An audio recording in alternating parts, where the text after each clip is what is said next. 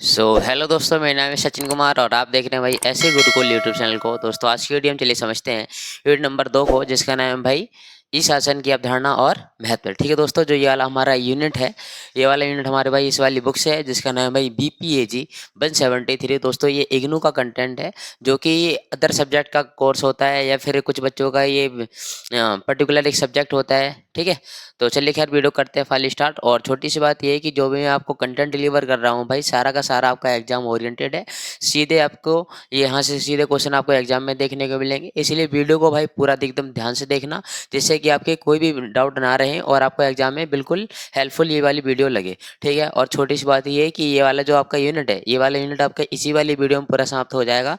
तो इसके अलावा आपको और भी कोई वीडियो देखने की जरूरत भी नहीं है। खैर अभी इन सब बातों को करते हैं साइड में और चलिए समझते हैं भाई आज की वीडियो का हमारा पहला टॉपिक। तो पहला टॉपिक हमारा ये है कि ई शासन, यानी ई शासन की अवधारणा। ई शासन, पहले तो आप इतना समझो कि ई शासन क्या होता है।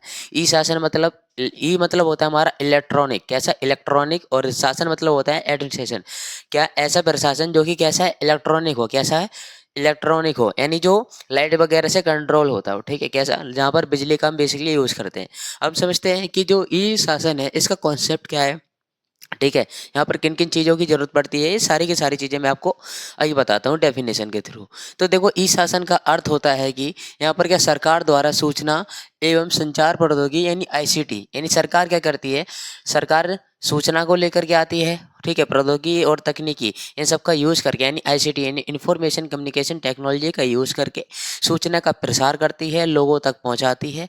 ठीक है, और क्या करती है, ठीक है, ICT का उपयोग करके नागरिकों को सेवाएं प्रदान करना। ठीक है, नागरिकों को सेवाएं प्रदान करना, प्रशासनिक कार्य को सरल बनाना और पारदर्शिता बनाना। सरकार बेसिकली ICT का इसलिए यूज़ करती है कि जो सेवाएं हैं, ठीक है, जो सेवाएं हैं वो इससे आसान हो जाती हैं और लोगों का इससे क्या समय बचता है।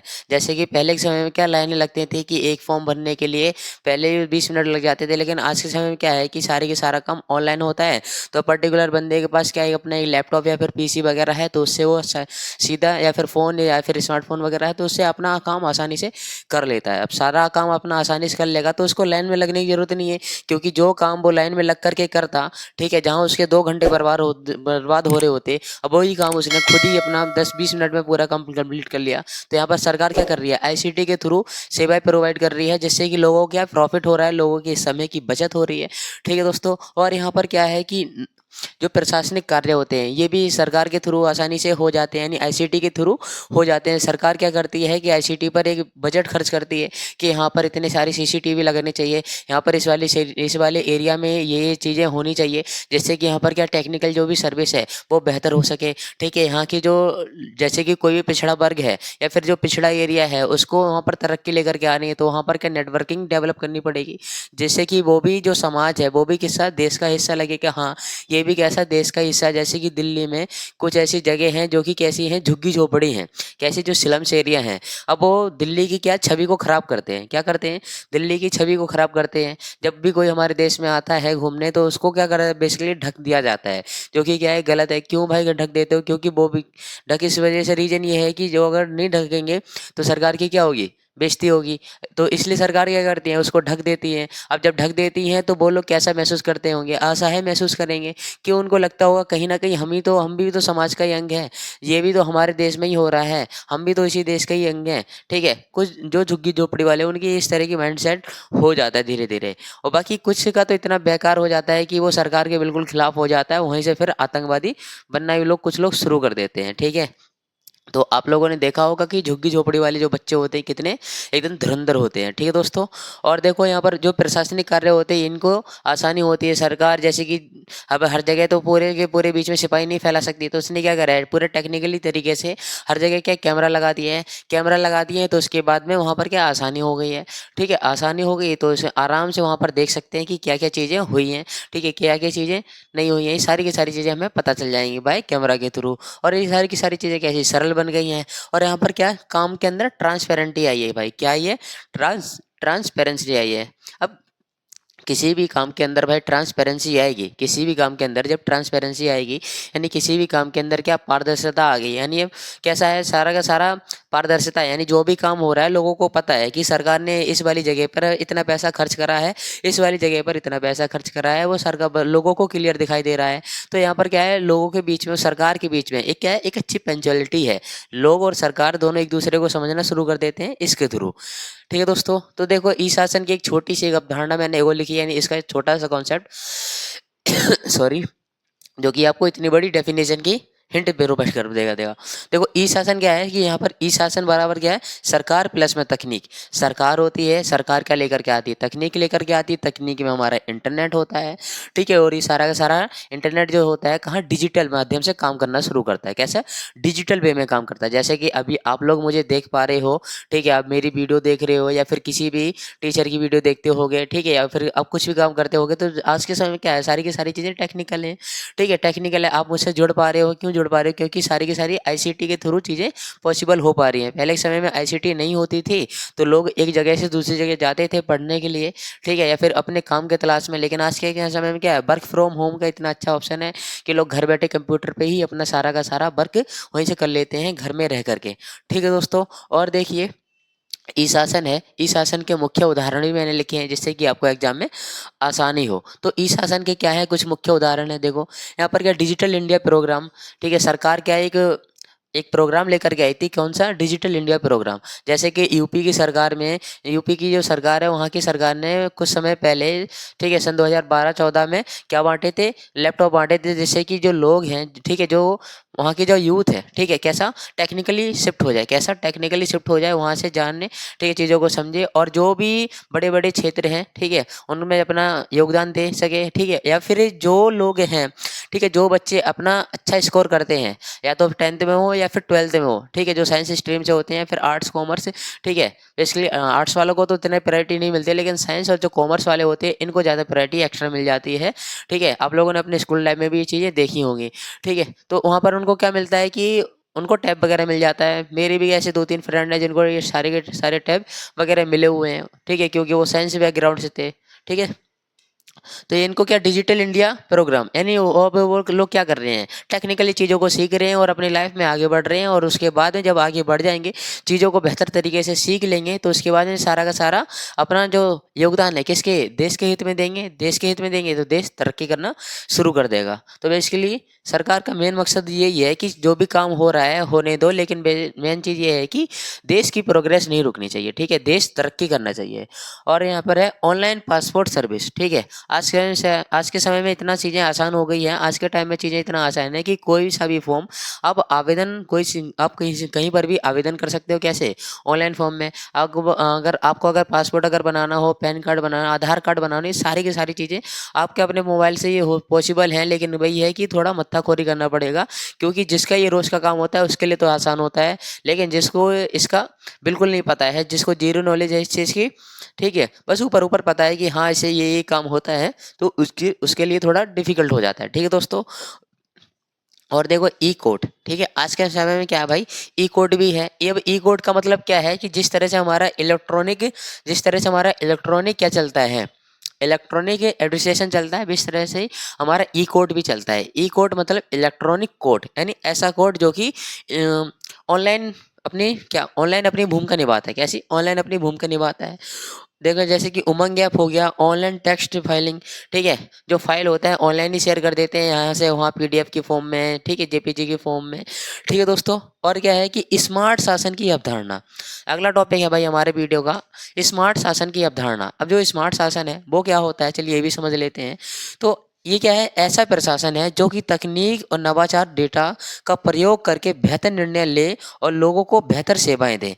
यानी स्मार्ट शासन ऐसा शासन है जो कि क्या, नई नई जो टेक्नोलॉजी आ रही हैं, ठीक है, जैसे कि आर्टिफिशियल इंटेलिजेंस आ रहा है, ठीक है, या फिर बहुत से जो जेमिनी आई है, या फिर जो भी चीज़ें नई नई आ रही हैं, जो भी चीज़ें नई नई टेक्निकली बढ़ती जा रही हैं, उनको क्या नवाचार करना है। ठीक है, और उन जो व्यक्ति हैं, जो इनके यूजर्स हैं, उनको बेहतर तरीके से चीज़ों को सिखाना है और उनको आगे बढ़ाना है, बेहतर सर्विस प्रोवाइड करनी है। और ये स्मार्ट शासन क्या करता है, तो यह सिर्फ ऑनलाइन सेवाएं देने तक सीमित नहीं है। ये क्या है, ऑनलाइन सेवाएं देने तक सीमित नहीं है, बल्कि क्या करता है, स्मार्ट निर्णय लेने और समस्याओं का तुरंत समाधान करने पर भी क्या बल देता है। जैसे कि आप चैट जीपीटी से समस्या सॉल्व करवा सकते हो, या फिर आप जेमिनाई से भी सॉल्व करवा सकते हो, या मेटा एआई से भी ये सारी की सारी चीज़ें सॉल्व करवा सकते हो। आज के समय में अ, जो भी बच्चे हैं या कोई भी बंदा क्या करता है, सीधा चैट जीपीटी ओपन करता है या फिर गूगल जेमिनी ओपन करता है, अपनी तुरंत ऐसी समस्या बताएगा और सीधा बोल देगा कि ये समस्या है। उसके बाद में तुरंत उसके सॉल्यूशन निकल के आ जाते हैं कि आपको इस सिचुएशन में ऐसे निर्णय लेने चाहिए, इस सिचुएशन में आपको ऐसे चीज़ों को हैंडल करना चाहिए। ठीक है दोस्तों, तो ये सारी की सारी चीज़ें आपको पता ही हैं। ठीक है, अब चलिए बात करते हैं कि जो स्मार्ट, ठीक है, जो स्मार्ट शासन है इसके कैरेक्टरिस्टिक क्या हैं, यानी कैरेक्टरिस्टिक ऑफ स्मार्ट एडमिनिस्ट्रेशन। ठीक है, कैरेक्टरिस्टिक यानी इसकी जो विशेषताएं हैं ये क्या है। तो स्मार्ट शासन की विशेषता ये है कि ये कैसा पारदर्शिता है। कैसा है, पारदर्शिता है, यानी जैसे कि अभी बताया यहाँ पर क्या ट्रांसपेरेंटी है। कैसा भाई, ट्रांसपेरेंटी है, यानी जो एक पिन्नी होती है, ठीक है, जैसे कि जो पिन्नी होता है भाई वो कैसा होता है, ट्रांसपेरेंटी होता है। आप लोगों ने देखा होगा। ठीक है, ये भी इग्नू के लिए मैं लेकर के आया था भाई, असाइनमेंट बना रहा हूँ मैं अभी अपने 3rd ईयर के। ये देखो, ये कैसी है पिन्नी भाई, ट्रांसपेरेंट है, आप लोग मुझे इसमें देख भी पा रहे हो। ठीक है, तो ये क्या है, ट्रांसपेरेंट है। ऐसे क्या है, आज के समय में सर्विस भी ऐसी हो रखी है। ठीक है, आज के समय में सर्विस ही कैसी है, ट्रांसपेरेंट है, यानी एक तरफ से जैसे कि इधर काम हो रहा है वैसे ही लोगों को साफ साफ नजर आ रहा है, हाँ एक्चुअल में काम हुआ है या फिर काम नहीं हुआ है। ठीक है, और देखो जवाबदेही यानी अकाउंटेबिलिटी भी क्या है यहाँ पर देखने को मिलती है। कब, क्योंकि आईसीटी आ गया, कि आईसीटी क्या करता है, नजर रखता है। आज के समय में क्या है, जो स्कूल में, ठीक है, स्कूल की तो खैर मुझे A to Z इन्फो है। तो जो स्कूल होते हैं, स्कूल में जो आप लोगों ने देखा होगा अपने टीचर को कि वो क्या अपनी पर्सनली अटेंडेंस भेजते हैं कहाँ, अपने डिपार्टमेंट में। ठीक है, अपने डिपार्टमेंट में, या तो वो सीबीएसई के होंगे या फिर वो एससीईआरटी के होंगे। जो छोटे, जो पीआरटी टीचर होते हैं, ठीक है, या जो प्राइमरी स्कूल में जो टीचर वर्क करते हैं वो कैसा अपनी अटेंडेंस भेजते हैं। ठीक है, कहाँ पर, जो भी उनका एससीईआरटी ऑफिस होता है, ठीक है, वहाँ पर। या फिर जो सीनियर सेकेंडरी के जो टीचर होते हैं वो अपने भेजते हैं अटेंडेंस भाई सीबीएसई में, ताकि सीबीएसई वाले उन पे क्या करते हैं, निगरानी करके रखते हैं कि कौन सा टीचर स्कूल में आया है, कौन सा टीचर कहाँ पर है। ठीक है, तो ये सारी की सारी चीज़ें हो जाती हैं। तो यहाँ पर क्या है, अगर कोई टीचर अगर नहीं आएगा तो वहाँ पर उसको क्या जवाबदेही देनी पड़ जाएगी। ये सारी की सारी चीज़ें कैसी हैं, किसके वजह से पॉसिबल हो पाई है, हमारे आईसीटी की वजह से, यानी इंफॉर्मेशन कम्युनिकेशन टेक्नोलॉजी की वजह से। और यहाँ पर क्या है, फास्ट सर्विस। कैसा है भाई, फास्ट सर्विस, जो भी सर्विस है, यानी सीधा बस एक बार ऐसे चक्का घूमेगा, दूसरी बार में आपका पूरा का पूरा जो भी सिस्टम है पूरा खोल के एकदम बाहर आ जाएगा। और उसके बाद में सिटीजन पार्टिसिपेशन, यानी जो नागरिक है, नागरिक इसमें क्या करते हैं भाई, अपना कंट्रीब्यूशन प्रोवाइड करते हैं। और देखिए, और इसमें क्या क्या है, डेटा बेस्ड डिसीजन, यानी जैसा अभी आप इसको स्मार्ट शासन है, यानी जैसा भी आप, जो भी नवाचार, जो भी तकनीकें आ रही हैं, यानी जो एआई है, जैसी आप उसको, जैसा आप उसको डेटा प्रस्तुत करोगे वैसा ही वो आपको क्या करेगा, वैसा ही आपको वो समाधान प्रोवाइड कर देगा। ठीक है दोस्तों, चलिए समझते हैं भाई जो स्मार्ट शासन है इसके उदाहरण क्या क्या हैं। यानी जो स्मार्ट शासन है इसके उदाहरण क्या है ये भी जान लेते हैं। देखो, स्मार्ट सिटी मिशन, ठीक है, स्मार्ट शासन के उदाहरण है स्मार्ट सिटी मिशन, ये हमारी सरकारें लेकर के आई हैं। अब इनका क्या है कि जो सिटी है, ठीक है, उनको कैसा बनाना है, स्मार्ट सिटी बनाना है। ठीक है, कैसा, आईटी हब बनाना है।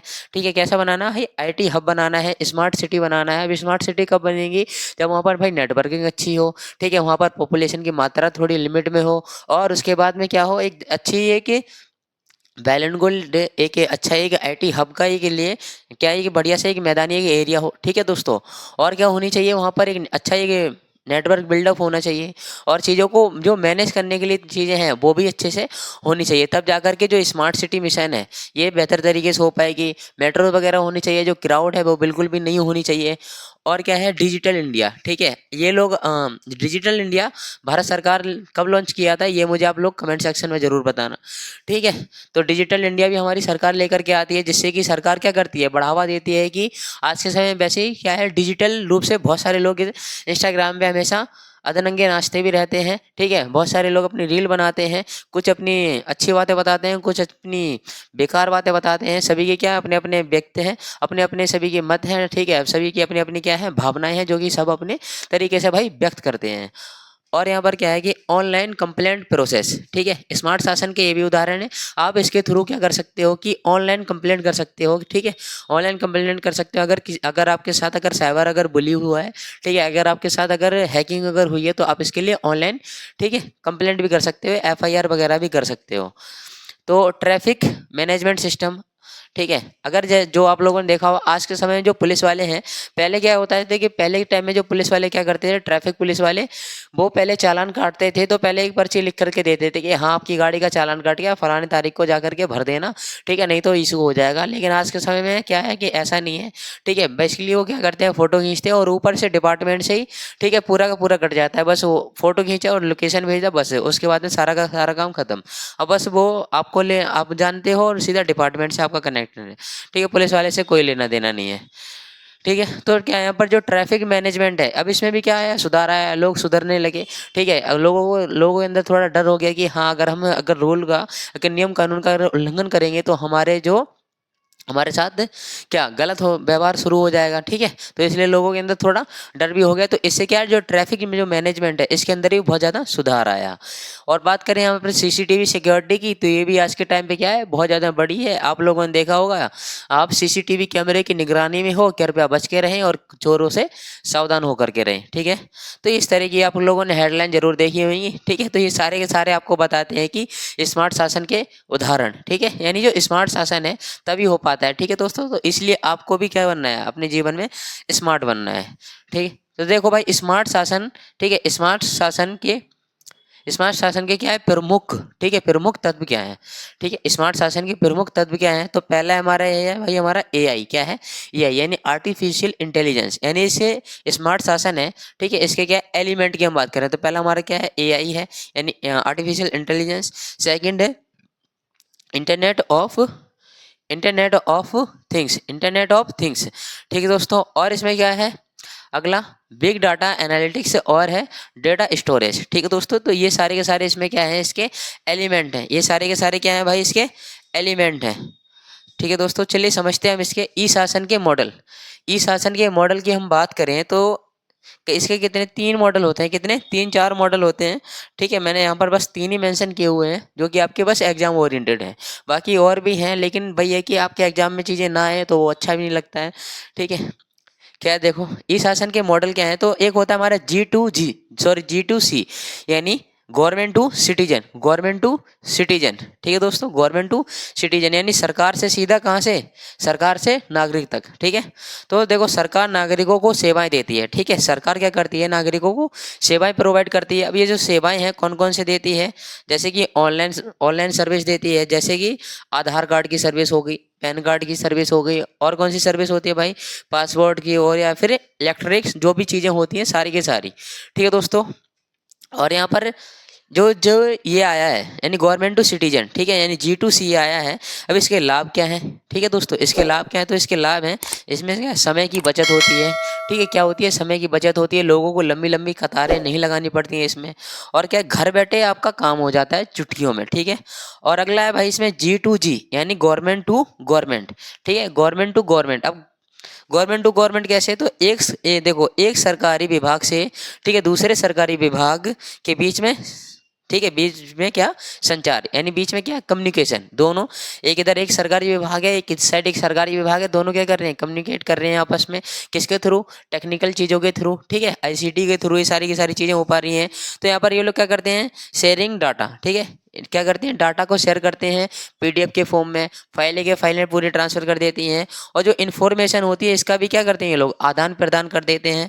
और यहाँ पर इसका लाभ क्या है, तो लाभ है कि काम में तेजी, ठीक है। पहले क्या होता था, पहले एक बंदा मैनुअली इस तरह से पूरा फाइल को उठाएगा, फिर उसके बाद में इस तरह से पूरा ले करके आएगा, अगर गलती से फाइल अगर गिर गई तो उसके बाद में 10 मिनट उसको उठाने में लगेंगे। तो ये सारी की सारी चीज़ें होती हैं।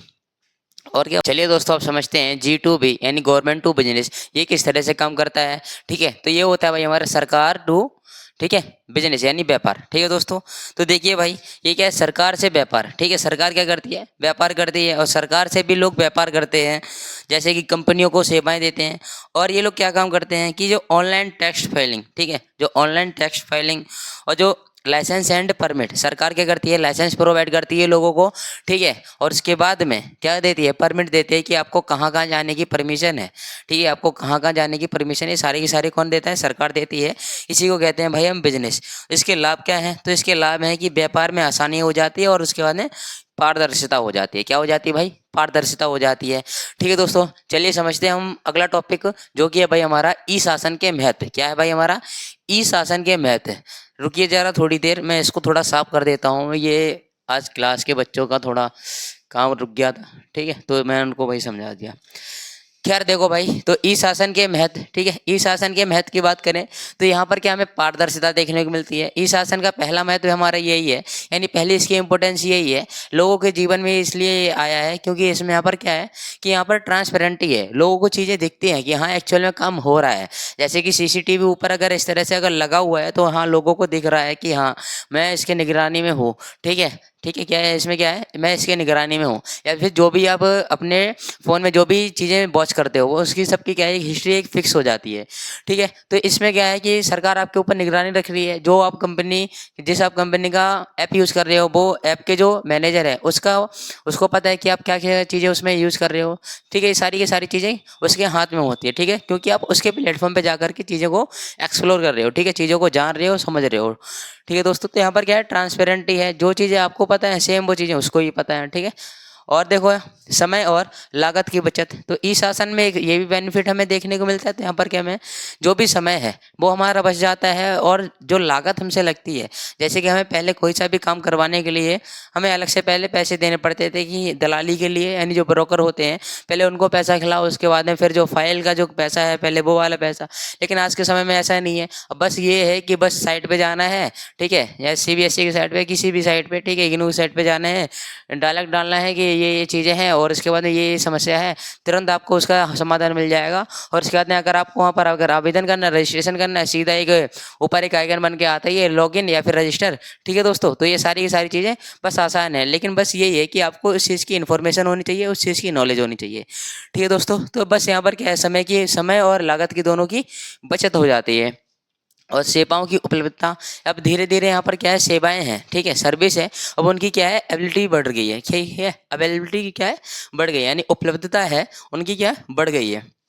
ठीक है, कैसे बढ़ गई, क्योंकि नई नई सर्विस आई हैं। ठीक है, तो नई नई सर्विस आई हैं, लोगों को इतना पता नहीं है। ठीक है, तो यहाँ पर क्या न्यू न्यू जो बंदे आएंगे वो जुड़ेंगे। ठीक है, तो यहाँ पर क्या नए नए लोगों की आवश्यकता भी पड़ेगी। और क्या है, प्रशासनिक दक्षता, यानी जो प्रशासनिक जो ढांचा है, ठीक है, जो प्रशासनिक ढांचा है उसके अंदर भी सुधार आ रहा है। ठीक है, जो प्रशासन में जो पहले जंग लग गया था वो ऐसा, आज के समय ऐसा नहीं है। अब सारे के सारे क्या हैं, अलर्ट होते हैं, बस एक कॉल पे पूरी की पूरी पुलिस टीम खड़ी हो जाती है। ठीक है, और जो भी कोई है या फिर जो भी टेक्निकल चीज़ें काम करती हैं वो सारी की सारी चीज़ें अवेयर हो के काम करती हैं। ठीक है, या फिर दिल्ली में जब भी ध्वजारोहण होता है, चाहे वो इंडिया गेट पर हो या फिर वो लाल किले पर हो, ठीक है दोस्तों, तब वहाँ पर क्या है, सारा का सारा फोर्स अलर्ट रहता है। ठीक है, कहाँ से, टेक्निकली। ठीक है, लोग देखते रहते हैं कि कहाँ पर क्या चीज़ें चल रही हैं। ठीक है दोस्तों, ये सारी की सारी चीज़ें आपके आईसीटी की बदौलत क्या है, पॉसिबल है।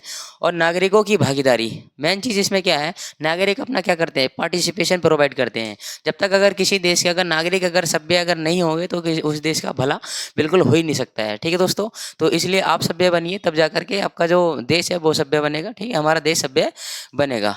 और भ्रष्टाचार में कमी, ठीक है, जब से जो ई शासन आया है, ठीक है, तब से क्या है, भ्रष्टाचार में कमी आई है। पहले के समय में नहीं, ऐसा नहीं था। पहले के समय में क्या कैश का सीधा लेना देना था। आज का समय क्या है कि ऑनलाइन पेमेंट करते हैं। कि आपको पता है कि जब भी हम किसी को ऑनलाइन पेमेंट करते हैं तो उसमें क्या है, पर्टिकुलर दिन आ जाता है, पर्टिकुलर तारीख आ जाती है। ठीक है, इस तारीख को इतने बजे हमने पैसे इनको ट्रांसफ़र किए थे, इतने थे इतने थे। ठीक है, तो उसमें वो बंदा झूठ भी नहीं बोल सकता। लेकिन अगर उन्होंने उसको सामने वाले को कैश दिए हैं, ठीक है, या सामने वाले ने हमें कैश दिए हैं, तो दोनों में क्या हेरा फेरी का जो काम था वो आसानी से हो जाता था। लेकिन आज के समय में सारी की सारी चीज़ें क्या है, ऐसा नहीं है। तो यहाँ पर जो भ्रष्टाचार है ये भी हमें बहुत कम देखने को मिलता है। और उसके बाद में यहाँ पर बेहतर निर्णय लेने में भी ये हमें सहायता करता है। कौन? ई शासन। कैसा? ई शासन। ठीक है, और पर्यावरण संरक्षण में भी हमारे लिए क्या है, यूज़फुल है। ठीक है दोस्तों, और ये सारी की सारी चीज़ें क्या काम करता है कि जो सेवा की गुणवत्ता में सुधार, ठीक है, सेवा की गुणवत्ता में सुधार, ठीक है, और प्रशासनिक संस्कृति में परिवर्तन, प्रशासनिक प्रक्रियाओं का स्वचालन। अब देखो प्रशासनिक जो संस्कृति है अब इसमें कैसे परिवर्तन आया। अब प्राचीन समय से भाई पुरानी चीज़ें घिसी पीटी चलती आ रही थी, ना तो कोई अच्छा से कोई शासन कर पा रहा था, भाई फाइल प्रोसेस था। आज के समय में क्या है कि पीडीएफ है, ठीक है, पहले एक अपराधी की बहुत सारी फाइल वगैरह बन जाती थी, लेकिन और फिर उसके बाद में जो उसका रिकॉर्ड है वो एक जगह रखवाना क्या है दिक्कत हो जाता था। अब बस क्या है कि बस एक उसके एक पेन ड्राइव, एक छोटी सी एक फाइल बनेगी, सारी की सारी उस पर पूरा उसका डिटेल आ जाएगा कि हाँ इसने ये काम करे थे, ये ऐसा था, ये ऐसा था, ठीक है। तो ये सारा का सारा इन्फॉर्मेशन हमें एक ही जगह मिल जाएगा, ठीक है। तो ये है आईसीटी की पावर। तो यहाँ पर क्या है, इसकी जो संस्कृति है इसके अंदर भी परिवर्तन आया, और जो प्रशासनिक प्रक्रियाओं का स्वचालन, यानी जो प्रशासनिक जो प्रक्रियाएं हैं, यानी जो भी क्रियाएं, जो भी, ठीक है, जो भी चीज़ें हैं, अब इनको क्या आसानी से लागू भी कर पाते हैं हम, किसके, आईसीटी के थ्रू। अब आईसीटी का इतना बेनिफिट है, ठीक है, और ई शासन के अंदर के तो इतना ज़्यादा बेनिफिट है, जब भी सरकार को कोई भी न्यू स्कीम लेकर के आती है तो उसको क्या हमेशा आईसीटी के थ्रू क्या करती है, एडवर्टाइज करती है, ठीक है, या टीवी पर करेगी, ठीक है, या फिर क्रिकेट हॉल में करेगी, ठीक है, यानी जो क्रिकेट का जो स्टेडियम होता है वहाँ पर करेगी, ठीक है, या फिर जो हम यूट्यूब पे देखते हैं, यूट्यूब वीडियो देखते हैं, या फिर फेसबुक चलाते हैं, या फिर कहीं भी किसी भी प्लेटफॉर्म पे, तो वहाँ पर आपको ऐड देखने को जरूर मिलेगा, जिससे कि लोगों के बीच में क्या है, अवेयर हो, ठीक है। तो आज के समय में क्या है, लोग इसी से क्या अवेयर होते हैं, क्योंकि लोगों का मैक्सिमम जीवन कहाँ पर है, इंटरनेट पे ही है, ठीक है, कहाँ है, इंटरनेट पे ही, क्योंकि हर एक बंदा पूरे भारत में लगभग लगभग क्या 6 से 7 घंटे तो अपना पूरे पूरे 24 घंटे का उसमें दे ही देता है, ठीक है। और उसके बाद में चलिए बात करते हैं, तो ई शासन, यानी इस वीडियो का लास्ट टॉपिक, तो ई शासन का प्रभावी कार्यान्वयन, यानी जो ई शासन है, ई शासन को हम लागू कैसे कर सकते हैं दोस्तों, ये हमें बस इतना जानना है। तो ई शासन को हम लागू करने के लिए ये है कि यहाँ पर क्या मजबूत तकनीक, हमारे पास कैसी तकनीक होनी चाहिए, मजबूत तकनीक होनी चाहिए। अब जो मजबूत ये तकनीकी हैं ये क्या आएंगी, हमारे पास क्या है, अच्छा नेट हो, अच्छा क्या होना चाहिए, एक इंटरनेट होना चाहिए। इंटरनेट की हमारे पास बैलेंस अगर गुड व्यवस्था रहेगी तो हमारे पास जो सर्विस बनेगी एकदम तगड़ी वाली बनेगी। जब सर्विस अच्छी बन जाएगी तो उसके बाद हमें क्या पीसी की जरूरत पड़ेगी, ठीक है। पीसी से क्या होगा, सारी की सारी चीज़ें कंट्रोल होना शुरू कर देंगी, ठीक है। और उसके बाद में फिर हमें एक अच्छा सर्वर चाहिए, और रीच टू विलेज, और गांव तक की फिर हमें क्या पहुंच भी चाहिए, ठीक है। कब पहुंच जाएगा पॉसिबल, जब हमें हमारे पास इंटरनेट होगा, पीसी होगा, सर्वर होगा, और ठीक है, गांव तक हमारे पास पहुंच हो जानी चाहिए। तो हम क्या पूरे भारत को एक जगह से कंट्रोल कर सकते हैं, ठीक है दोस्तों। जैसे कि जो जियो की जो कंपनी, जैसे कि एक कंपनी है जियो, ठीक है, एक कंपनी है रिलायंस जियो, ठीक है, जो कि क्या करती है, लोगों का रिचार्ज वगैरह देखती है। अब जैसे कि आपका रिचार्ज अगर खत्म होता है 28 तारीख को, तो वो पूरा 2 दिन पहले ही खत्म कर देते हैं, 26 तारीख को ही खत्म कर देते हैं। वो सारी की सारी चीज़ें टेक्निकली क्या है, फिक्स है। आपकी नज़रों में भले महीना होता है 30 का, लेकिन उनके नज़रों में महीना होता है भाई 27 या फिर 28 का ही, ठीक है। वो 2-3 दिन हमेशा पहले ही चाहे आपका काट देते हैं, ठीक है, रिचार्ज। क्यों काट देते हैं, क्योंकि वहाँ पर क्या टेक्निकली एक कोड फिक्स, उन्होंने क्या है, एक टेक्निकली एक कोड क्या फिक्स कर दिया है कि हाँ इतनी तारीख को इस बंदे ने रिचार्ज करा है, तो इतनी तारीख को इस बंदे का रिचार्ज पूरा कट करना ही है, ठीक है दोस्तों। और यहाँ पर क्या डिजिटल साक्षरता, अब यानी कि डिजिटल साक्षरता से मतलब ये है कि लोगों को क्या करना है, जो डिजिटल चीज़ें हैं, ठीक है, जो डिजिटल चीज़ें हैं उनके बारे में सिखाना है, और उनके बारे में लोगों को क्या प्रशिक्षण देना है, लोगों को ट्रेनिंग देनी है। समाज के जो भी यूथ है समाज का, ठीक है, उनको क्या आगे बढ़ाना है। अब आगे कब बढ़ेंगे, जब उनको एक अच्छी ट्रेनिंग देने वाले होंगे, ठीक है दोस्तों। तो इसलिए क्या है कि सरकार इसलिए डिजिटल इंडिया लेकर के, ताकि लोगों के अंदर क्या थोड़ा डिजिटलीकरण की तरफ बढ़ावा दिया जाए, ठीक है। यानी जो कागजी दुनिया है वहाँ से थोड़ा बाहर निकले और डिजिटल के रूप में आए। लेकिन जो कुछ लोग क्या हैं आज के समय में डिजिटली इतना ज़्यादा हो गए हैं, सोशली इतना ज़्यादा हो गए हैं, जो खुद का जो कैरेक्टर है उनको उसी का ही ध्यान नहीं है, ठीक है। उनको खुद का ही ध्यान नहीं है कि हम एक्चुअल में कर क्या रहे हैं, हमारी मान मर्यादा क्या है, ठीक है। इतना भी सोशली भी नहीं होना है भाई, ना ही इतना ज़्यादा क्या हो रहा है, ना ही इतना ज़्यादा कैरेक्टर लेस होना है, ठीक है दोस्तों। किसी कोई पर्सनल मत लेना, लेकिन हाँ इतना है कि ऐसे गंदे काम जरूर मत करना।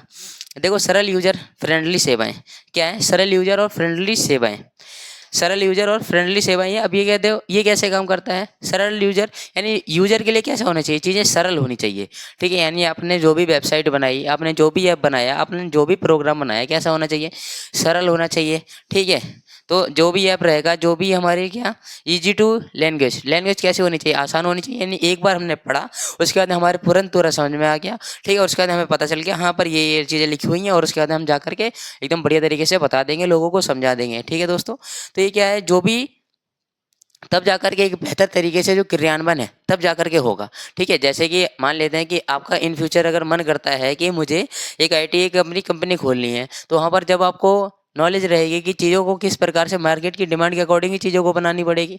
ऐसा नहीं है कि आप अपनी मन मर्जी से कुछ भी खड़ा कर दोगे बना करके, और चीज़ें वो मार्केट में जाके चलना शुरू कर देंगे, नहीं, ठीक है। कुछ चीज़ें होती हैं जो कि चल जाती हैं, ऐसा नहीं है कि नहीं चलती हैं, चलती हैं, लेकिन बहुत रेयर चांस होता है उनका, ठीक है। ऐसा नहीं है कि नहीं चलती, चलती हैं, ठीक है। अगर मार्केट में कुछ यूनिक आता है तो वो चल जाता है।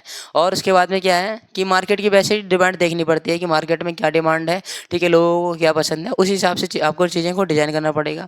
लोग क्या करते हैं कि उनको आसान भाषा समझ में आती है। कैसी आसान भाषा समझ में आती है? तो यानी जो भी आपका प्रोग्राम रहेगा, ठीक है, जो भी आपका अगर ऐप है तो वो भी कैसा रहना चाहिए, आसान भाषा वाला रहना चाहिए, ठीक है दोस्तों। और कैसा, जो भी आपने अगर वेबसाइट अगर बनाई है जीवन में, ठीक है, या फिर आगे कभी बनाओगे, तो किसी जो भी उसकी भाषा है, जो भी वहाँ पर डिस्क्रिप्शन है, जो भी वहाँ पर जो भी टाइटल लिखोगे, कैसे आसान भाषा में लिखना, ताकि जो भारत की जो जनता है उसको आराम से आसानी से पढ़ सके, ठीक है दोस्तों।